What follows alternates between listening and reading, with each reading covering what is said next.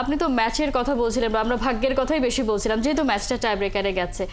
এছাড়া আর কোনো কি ট্যাকটিক্যাল কোনো ভুল দেখেন কিনা? অনেক জায়গায় আসলে কোচের ট্যাকটিক নিয়ে কথা হচ্ছে যে তিনি আসলে ঠিকঠাক মতো কৌশল অ্যাপ্লাই করতে পারেননি, ডাগ আউটে যে কাজটা তার করার কথা সেটা করতে পারেননি, সেটার ফল ভোগ করেছে। আপনি এই বিষয়টা কিভাবে দেখেন? এটা ট্রু। আসলে আমরা যেই মাধ্যমে খেলাটা দেখেছি, তো সেখানে হচ্ছে দেখা গেছে যে টাচ লাইন থেকে অনেক কথাবার্তাই আসলে শোনা যাচ্ছিল।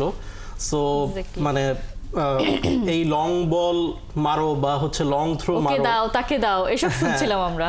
হ্যাঁ, সো এইটা দিয়ে আসলে হচ্ছে মানে মডার্ন ফুটবল আসলে মানে কন্টিনিউ করে যাওয়াটা খুবই টাফ।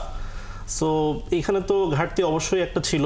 প্লাস আমি বলবো যে টিম সিলেকশন এবং বদলি যেগুলো হয়েছে সেগুলো খুবই টিপিক্যাল। আপনার হচ্ছে আমরা কোনো পরিবর্তন দেখিনি, কোনো চেঞ্জ দেখিনি, কোনো সারপ্রাইজ এলিমেন্টও আসলে আমরা দেখিনি যে প্রতিপক্ষকে একটু ভরকে দেওয়া বা হচ্ছে মানে নতুন কিছু নিয়ে আসা, একটা প্ল্যান বি থাকা, সেইটা আমরা মিসিং দেখেছি পুরো টুর্নামেন্ট জুড়ে। আসলে ইভেন গ্রুপ স্টেজে ভুটানের সাথে যে ম্যাচটা, সেখানেও আমরা যখন লিডে একদম কমফোর্টেবল একটা পজিশনে পুরো ম্যাচে, সেখানেও আমরা দেখেছি যে নতুন কোনো প্লেয়ারকে সুযোগ দেওয়া বা কাউকে একটু পরখ করে দেখা, সেই জিনিসটা আমরা মিসিং দেখেছি।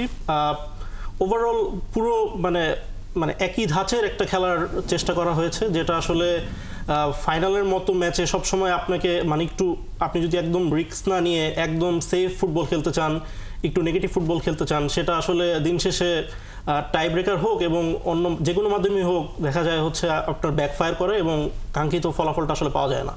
এক্স্যাক্টলি, এবং সেটা নিয়ে আসলে সবাই কথা বলছিল যে পুরো টুর্নামেন্ট জুড়েই বাংলাদেশ আসলে মোটামুটি মুখস্থ বা একটা যেভাবে আসলে হোমওয়ার্ক করে গেছে ঠিক সেভাবেই খেলেছে। প্রতিপক্ষের কৌশল দেখে যে আসলে প্ল্যান বি অ্যাপ্লাই করতে হয় সেই জায়গায় একটা ঘাটতি ছিল, সেটাই আমরা আসলে দেখতে পেয়েছি।